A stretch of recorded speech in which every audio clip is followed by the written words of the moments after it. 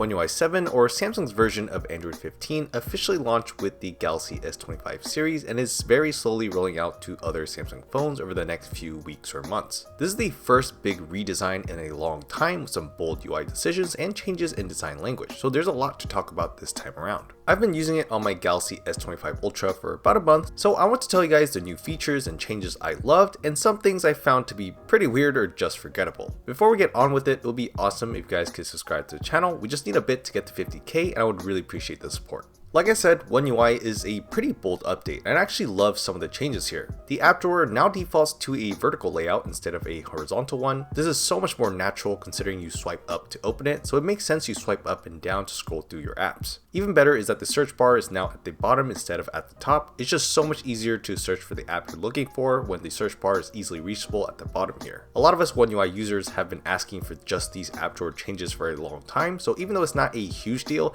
it is a huge deal. There's a new Now bar that Samsung made a big deal about. I thought it was just another iteration of the iPhone's dynamic island, so I didn't think much of it at first, but I honestly think the implementation might be even better on One UI. It's super accessible at the bottom of the lock screen here. All your live notifications show up here too, including apps like the clock and your media players, and you can easily swipe through them and interact with them like this. When you're not on the lock screen, those live notifications stay visible at the top of the screen like this and in your notifications. I wish there was some way to keep those live notifications always accessible from the bottom here to keep things consistent and easily reachable, but that's just a nitpick that may hopefully get resolved later on. Speaking of notifications, the notification system is also significantly improved. I found the notification grouping to be so much better and they actually work. On Android 14 and below, Android was a bit dumb at grouping notifications that were all from the same app. Now with One UI 7 and Android 15, notification grouping is super reliable and keeps things so much better organized. The notification cards themselves are actually a bit bigger with better spacing for the text, so I also found them to be a little easier to read.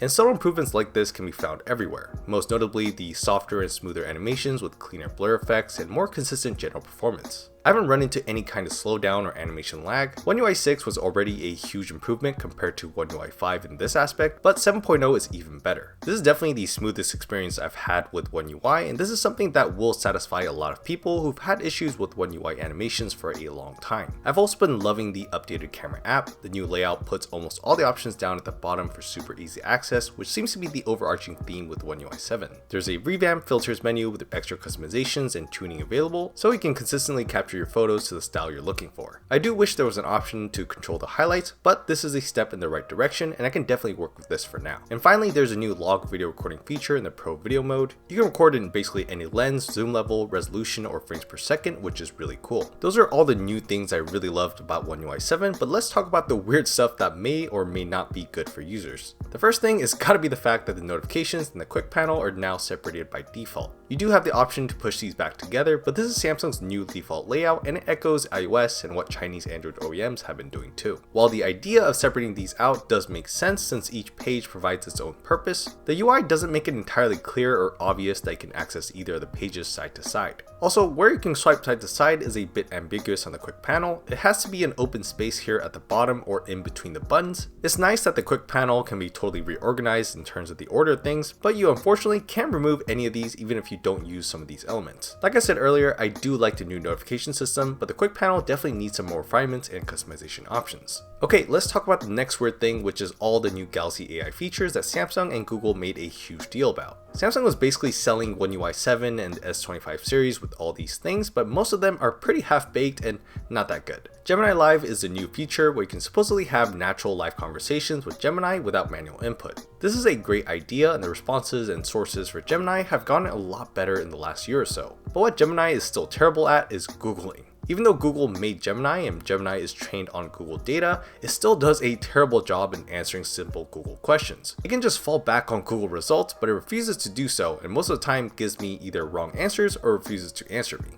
Gemini now also supports cross-app actions, which lets you make commands across multiple apps. In theory, this is awesome, where you can have Gemini look for a map's location for you and text that location to someone, or make a calendar appointment to meet there. But as cool as that sounds, it's super limited in what it can do and what apps it supports. You can only use these for a few apps like Google Maps, Calendar, Messages, and YouTube, and the commands for working across these are really limited. For example, you can send a Google Maps address to someone, but you can't send the Maps link. You can make a calendar appointment, but you need to manually go into the app to actually invite people. Then there's a new Now Brief, which is supposedly powered by AI to give you personalized briefings of your day, weather updates, and health insights. But in actual use, you don't get that much personalization, and the AI or machine learning really doesn't do anything for you. It's basically like the Google Discover feed or a page of widgets where you can have a quick glance at some info, and that's it. The idea of all these AI features are really cool, but the execution is pretty half-baked and kind of weird that they hyped them up so much. Right now, the only AI feature that actually is practical and super useful is Circle to Search, which I actually use on a daily basis. The last but not least weird change is all the wild new customization options in GoodLock. Home Hub now lets you place stickers and resize your icons not adhering to a grid, so you can now make some really wild home screens using this. If you're really good at designing your home screen, this is an awesome change, but it's definitely a wild choice. One really great thing that came out of this is large folders. I was always jealous of this on Nothing OS and Oxygen OS, but now it's finally on One UI. With large folders, not only can you see the contents of your folder better, but you can now directly launch them without having to open up the folder, which is really convenient. This folder layout also lets you have more icons on the home screen while keeping things looking pretty clean. So I am a big fan of this. Those were all the big bold changes that left a big impression on me, but there were also some other things that were honestly not the best choice or just kind of forgettable. So one of the big things that Samsung changed with One UI 7 is the design language for all its native apps. Honestly, not a big fan. I feel like there was really good consistency in the app icon designs with One UI 6, but now in my opinion, that consistency is gone, which I'm not sure is the totally right decision. The native widgets also got a whole design overhaul to be a lot more pill-shaped than the original boxy designs they used to have. I like that the spacing is better with more resizing options, but the colors are so different across the widgets, and I wish there was a way to make them look more consistent. Samsung also added a few new lock screen clock styles and fonts and some more editing options, but compared to Xiaomi's HyperOS or even iOS, I feel like the default lock screen options are super limited here and not very attractive. Summing it up, I think this is the first One UI update where I'm not a big fan of the design changes.